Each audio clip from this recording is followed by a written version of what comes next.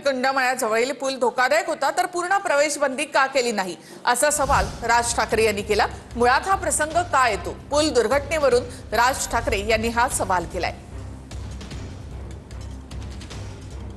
राज ठाकरे काय म्हणाले ते आपण पाहूया।